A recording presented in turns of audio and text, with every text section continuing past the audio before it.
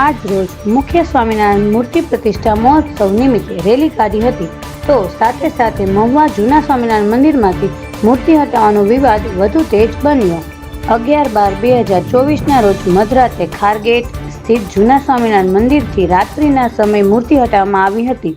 એક જ સંપ્રદાયના આજ સ્વામીઓ દ્વારા વિવિધ પ્રક્રિયા કર્યા વગર મૂર્તિઓ હટાવી લેવામાં આવી। આ બાબતે હરિભક્તો દ્વારા મહુવા પોલીસ સ્ટેશનમાં 3 સાધુ વિરુદ્ધ અરજી દાખલ કરવામાં આવી, જેનાથી હરિભક્તોમાં વ્યાપી ગયો હતો ઉગ્ર રોષ।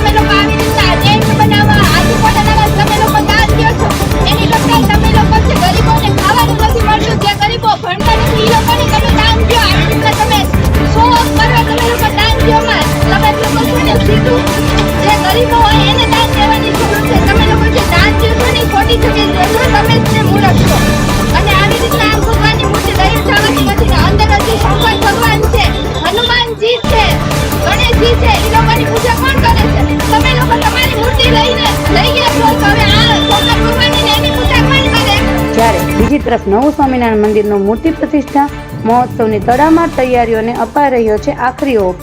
ત્યારે આજે મૂર્તિ હટાવવા બાબતે નારાજ હરિભક્તોએ મોટી રેલી યોજી મૌન રેલીનું આયોજન કર્યું। હરિભક્તોના હાથમાં બેનરો, સ્વામિનારાયણ સંપ્રદાયને લજવો તેવા બેનરો લઈ મહુવા વિસ્તારમાં રેલી ફરી સાધુના વેશમાં ચોર જેવા સ્લોગન સાથેના રેલી યોજવામાં આવી। આ રેલી જૂના સ્વામિનારાયણ મંદિરથી કેબિન ચોક, વાસી તળાવ, ગાંધીબાગ રોડ અને છેલ્લે સુથાર જ્ઞાતિની વાડી ખાતે ધર્મસભામાં પરિવર્તિત થઈ હતી। અહેવાલ ચિરાગ ચોટલી।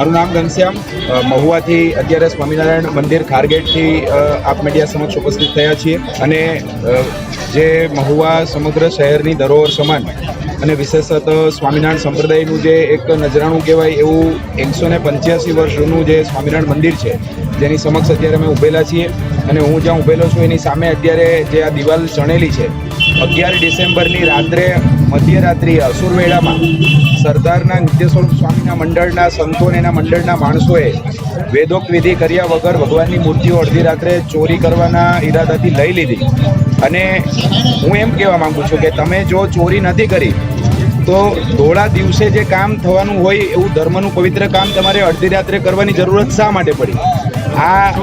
જો તમારા મનમાં કોઈ કપટ નથી, જો તમારી અંદર કોઈ મનમાં ખોટની ભાવના નથી તો આ કામ અડધી રાત્રે થાય નહીં।